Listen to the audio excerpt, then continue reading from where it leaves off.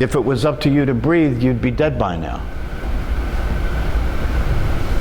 That's interesting when you consider it, right? That you know, most people, if you say to somebody, you're not breathing, they want to argue with you. What do you mean I'm not breathing? Obviously I'm breathing. No, you don't get it. You don't know what I'm saying. I'm saying who you really are is breathing, but you don't know who you really are, so who you think you are is not breathing. Who you think you are is not breathing. Who you think you are isn't causing you to breathe. Do you know what I mean? You know what I mean? It's who you think you are is not causing you to breathe. You're not doing it. You imagine you're doing it because, see, and this is how the false self maintains its existence. I'm breathing. Watch, I'm breathing, right? You see, right, the hijack is right in my speaking. I am breathing. Right? I am breathing. If I was breathing, if it was true that I was breathing, right, then if I stopped paying attention to breathing, I would stop breathing and die, wouldn't it? If I am breathing, if I'm causing the breath to breathe, right, I'm doing it. It's something I am doing, right? But no, in reality, it's just happening. Breath is just happening. But the way that the false self maintains its existence is to claim everything, right? No, it's not just happening, I am breathing. Thoughts aren't just happening, I am thinking. Feelings aren't just happening, I am feeling. It keeps putting itself in front of everything, right? And that's how it maintains its existence. So when you meditate, right, when you meditate, you are moving out of that process, because in order for it to put itself in front of everything, you have to think. If I don't think I am breathing, right? If I don't think that, then there's just the breath. There's no I am breathing. I have to think I am breathing. So if you meditate and you move your awareness away from the thought process and you're just there, now there's just the breath. Just like Jack Kornfield says, he actually says it in that guy, the breath is breathing itself. He says it. And the reality of it is that if you extrapolate that, right, if you say, okay, if it's true that I am not breathing, if it's true that I am not feeling, if it's true that I am not thinking, then am I doing anything? That your personality thinks that it is. But if you take the thinking away, how do you know you're doing anything? If you take the thinking away, what's left is just what's happening. That's why meditation is actually, meditation is just like self-realization. Meditation is too easy. That's what makes it so hard. Because if you look at the reality of it, what are you, when you're meditating, what are you doing? Nothing. How can that be so hard? Well, my recommendation when you're meditating is to not be there for it. And if you're not there for it, then it erases everything that you should do or shouldn't do. I recommend that you not be there for it. If you weren't there for it, what would that be like? That's what Mooji talks about when he says, you know, when people count, right? If you say to somebody count, right? What do? 1, 2, right? That's counting, right? Nobody starts at 0. 0 is the most powerful place. All possibilities exist. So when you're meditating, can you be 0? Can you be no thing? 0. No counting, nothing to count, nothing. 0, no thing. The mind will not allow this to happen unless it can be understood by the mind. The mind insists that I have to understand it, and then I'll let you experience it, right? So if you experience it, the mind will come in and say, this is rare. There's nothing more ordinary than what's happening all the time, right? But in reality, it just is. Yeah, it just is, right? So is it rare? Something that just is and is always happening all the time? Can't be rare. It's the most ordinary thing. You're the most ordinary thing. That's one of the reasons why it's overlooked, because it can't be that ordinary. You know, all the hubbub about self-realization and enlightenment and bliss and all the bullshit that's gone on about it, it can't be ordinary. If I'm just having an ordinary experience, that can't be me. It has to be fireworks. It has to be, I have to feel high. I have to feel special. I have to feel, you know, like I'll know when I'm there because people will bring me flowers and sit at my feet. Right? That's one of the unfortunate realities about this stuff, right? That you have people that, and it comes from a sincere tradition, but it's misunderstood to mean that if that it's special, that there's something special, that the person sitting in the front of the room with the flowers and the picture of the gurus is special. That's one of the reasons Krishnamurti was, you know, if you listen to Krishnamurti, he's one of the most famous spiritual teachers, right? But if you listen to Krishnamurti, he really wasn't a very good speaker. He really was not a very good speaker. When I first started listening to him, I was asking, what did people think was so great about this guy? I mean, it's confusing to try and understand what the hell he's talking about. But the thing that he did say that overwrote, that was more important than any of the other stuff that he said, is that follow nobody, believe nothing. The truth is a pathless land. He wouldn't even refer to him, he would say the speaker when he was talking about himself. The speaker says. He wouldn't even refer to himself in a way to give your mind the idea that he was different than you are. That's one of the things that makes it difficult to teach this stuff, because your mind, the mind will project onto the teacher that the teacher is different and the teacher is special and the teacher is somehow in a higher, you know, some higher place, when that's just not the truth. The only reason it looks that way is because you have yourself be in a lower place. It's not that the teacher's in a higher place, it's that you're in a lower place that makes the teacher look like they're in a higher place. But they're not in a higher place. How can they be in a higher place? It's easy to get confused about it, because in a sense, in a sense you could say it's a higher place, right? In a sense you could say it's a higher place because there's no suffering in that place. So that would seem, you know, that would have it seem to be a higher place, right? But the irony of it and the paradox of it is that which is the higher place in which there's no suffering is the place you're already in, that you're in denial about, actively in denial. See, right now, you are actively in denial. You are working on staying ignorant. You have to work at it. Do you know what I mean? Because if it's true that you're already free, if it's true that you're already the self, if it's true that you're already what you are, then the only way you could ignore it is you have to work at it. You have to keep yourself distracted from it. You have to keep paying attention to the voice in your head instead of noticing what's there all the time that doesn't change while that voice is changing all the time. Instead of noticing what's there all the time. You want to notice the voice in your head instead of what's there. Paying attention to the voice in your head instead of what's aware of the voice. It's hypnotic. It's hypnotic. You don't know you're doing it.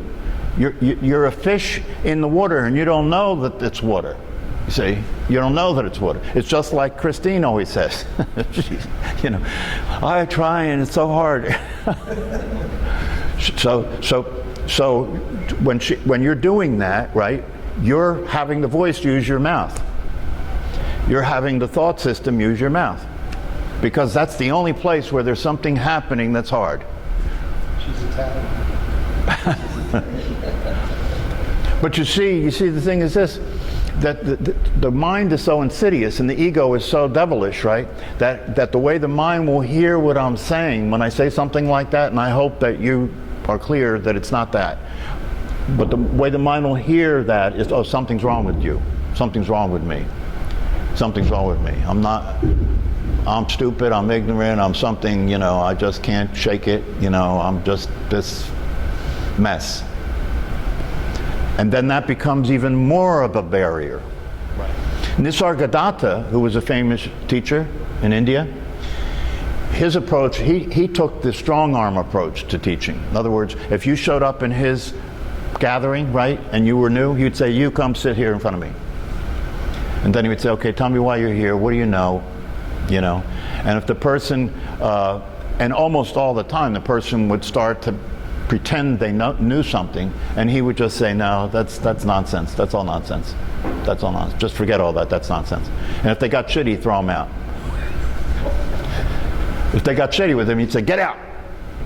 And if you listen to him, there's video of him on the internet, right? And he didn't speak English, so he had an interpreter when people came there that spoke English, right? But you don't even have to know the language he's speaking. When he's speaking, he's like crazy. He's speaking crazy. He's in this crazy state. That's how he taught. That's just another approach. I mean, his approach was, you know, and people did wake up around him, but the only way you could wake up around him is you had to give up your ego. You had to give up you had to not be offended when he offended you.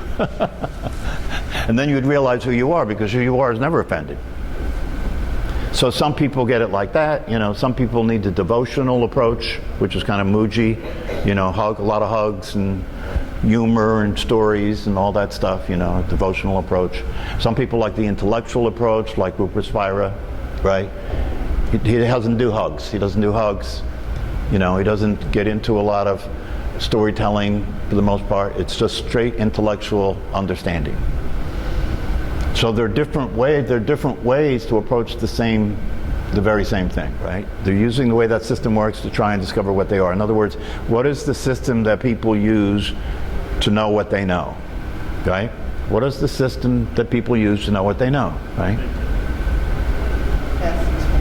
Thinking. Yeah, they think about it, they memorize things, right? You memorize, you know, the rote memory, like kids in school, you memorize the alphabet, memorize the times tables, right? So you memorize stuff, you memorize data, right? You think about things, right? But all of it is phenomenological. All of it has to do with that which can be symbolized, that which can be quantified, right? So you can think about that, you can see things, you can touch things, you can symbolize things. That gives you something to work with. But what you are, there's nothing to work with. There's nothing to work with. And so the mind just keeps turning away from it, like, no, can't be that. Let's go this way, let's try this. No, can't be that. Let's go this way and try this. Can't be that. Because every time the mind is confronted with nothing, it turns. Because the computer can't process that information. And so the computer turns, well, I'll think about it. Let's think about it this way. No, that didn't work. Let's think about it that way. Because the only way the mind works, the only way the computer can work is it's got to have the data, right? It's got to have the data. It's got to have something to process. But if you give it nothing to process, it crashes. And that's how the mind is, and that's how you learn. So you bring that to this, and what happens? You just keep running into a dead end. Nothing happens. You can't realize the self from the person. The person can't realize the self. The only realization that's possible is if the self realizes that it's not a person. That you can do. See, you as the self can see the body and realize that if I'm seeing the body, I must not be the body. You can do it, right? You can do that, right? You as the self can see sensations and can see emotions and can see thoughts, and you can realize that if I can see it, I must not be it, because I can see it. There's me and there's it. The self can do that. Right? But that which you think you are cannot see what it actually is, because it is what it actually is, thinking that it's not. You get that? Who you think you are can't see what you really are, because who you think you are is what you really are, thinking that it's not.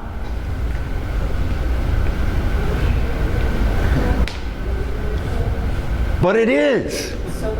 And then just stay as that awareness. That's all. Stay there. And when I say stay as that awareness, you could legitimately say to me, but how can I stay as that awareness when I can't be anything but that awareness? Right? That's where it gets confusing, right?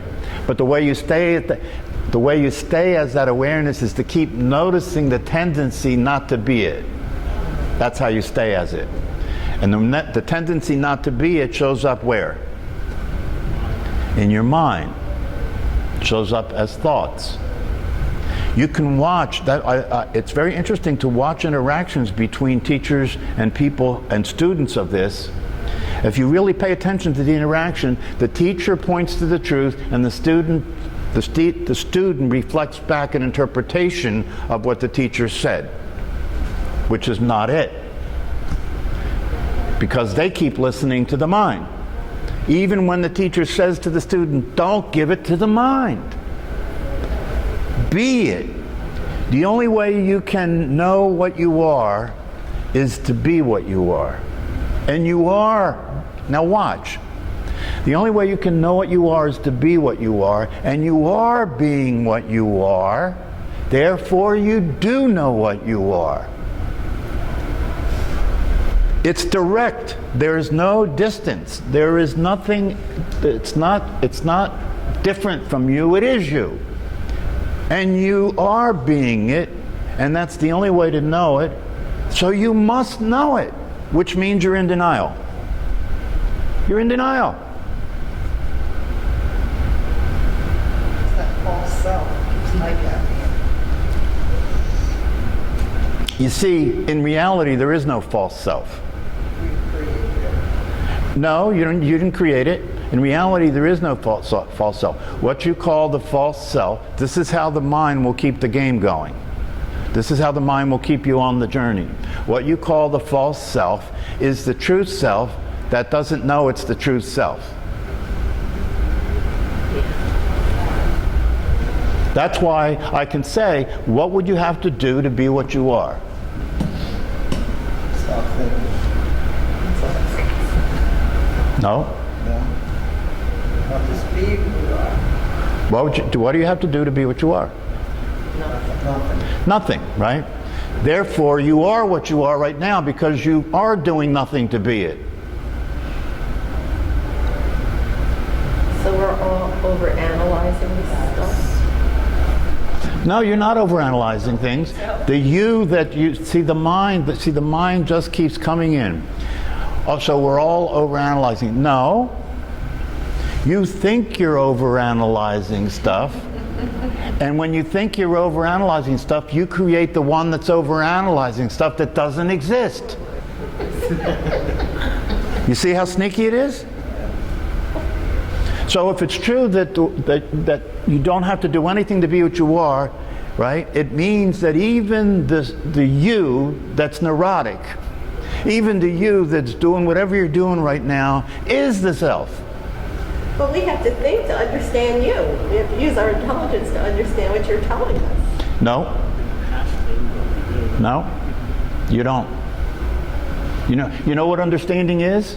Real understanding is not, and it's not cybernetic processing. It's not intellectual processing. Real understanding is comparing what I'm saying to what you already know. That's why you understand it. The reason that this all makes sense to you is, the reason it makes sense to you when I say you already are what you are is because you do know it. Otherwise this would be so gobbledygook you would say, man, I'm out of here. Right? Right? But there is something that's resonating in you that's vibrating at the same frequency that I'm talking about. That's why you know it. But in your mind, you've got a whole different game playing, right? And that's the game that you're playing as you go through your day. That's the game that everybody else is playing. That's what your habit pattern is. That's what you're used to. And so you don't know how to do anything outside of that.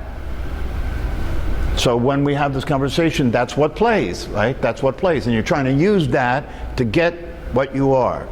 And you can never get what you are by using that. It came before that. It always comes before that. Whatever you tell me is going on, right? I can ask you, no matter what you say, what's aware of that? And I can count on the answer being the same all the time because that's what you are. That's the constant. So the way you stay as the self is to pay attention to not being the self when it comes up. And don't go along with it. That's all. You can't stay as the self by remembering how to be as the self, because there is no how to be as the self. Do you understand? You can't stay as the self by knowing how to feel like the self, because there is no how to feel like the self.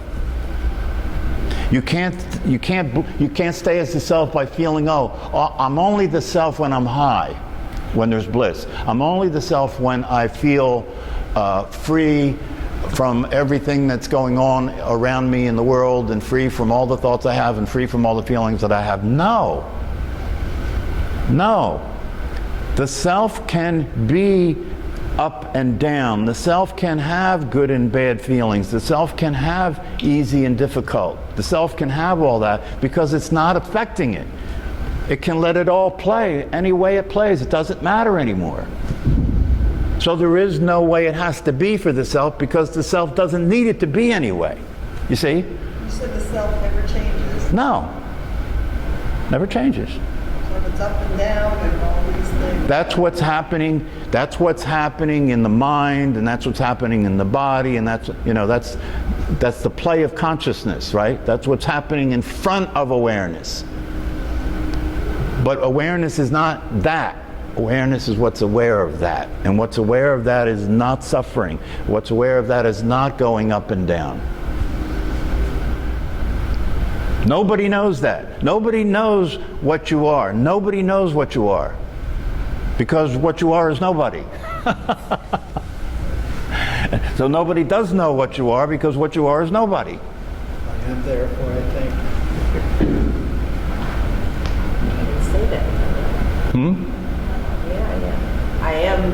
I am, but I don't have to think. Yeah, the purest expression is I am that I am. I am that I am. So it's important that relationship with the self, it's important that the person understand the relationship with the self allows the person to fulfill on the possibility of their life. For example, loving, it doesn't take much to understand that love is powerful, right? That love is the answer, that if you can love life, if you can love yourself, if you can love the people around you, that this is going to be what fulfillment is all about, right? But the person cannot do that. The person cannot do that. Because the person is experiencing themselves as being separate from everybody else, right? And as soon as you're experiencing yourself as being separate from everybody else and separate from life, now you're in a threatening situation. But if that's not true and you become free from that, right? Now there's no threat, as the Course in Miracles says, right? That which is real cannot be threatened. That which is unreal doesn't exist. And so if you know yourself to be real, and you know that can't be threatened, it can't be threatened, how can you threaten nothing? Right? If you know yourself as that then gives a new way of expressing yourself in the world, where now you can love. You can love, because there is no other. There is no other. There is no life. There is no world outside of me. Right? And so there's no threat anymore. Then you can love freely and unconditionally. You can accept everything the way it is. You can accept even you and your pettiness. You can accept you, the person that's petty, you, the person that still falls into reactive states. You can accept that and love that too. And it's out of the acceptance and love that everything self-corrects. Everything self-corrects. Everything just starts to fall into place, right? Because now you're in relationship to reality instead of living in a dream. So everything falls into place. So in a sense that That statement allows, it's a way of saying that awareness allows you to be in this world but not of this world. Yeah. It doesn't, it's not that awareness allows that. Awareness just recognizes that that's the truth. It doesn't have to allow it because it's already the case. You never were of this world. You were never of this world. You were in this world, but you were never of this world. Spirit is never of the flesh. What you are, it was never in this world. That's why living in this world is so difficult for people, because they're trying to live in this world as something that they're not. And that's going to be difficult. It's like Halloween. It's like Halloween, right? But Halloween, you put the mask on and you go out and you trick or treat and everything, right? But then you get stuck in Halloween. and you're wearing your costume to school the next day, and you don't understand why people are treating you differently, right? It's the same thing.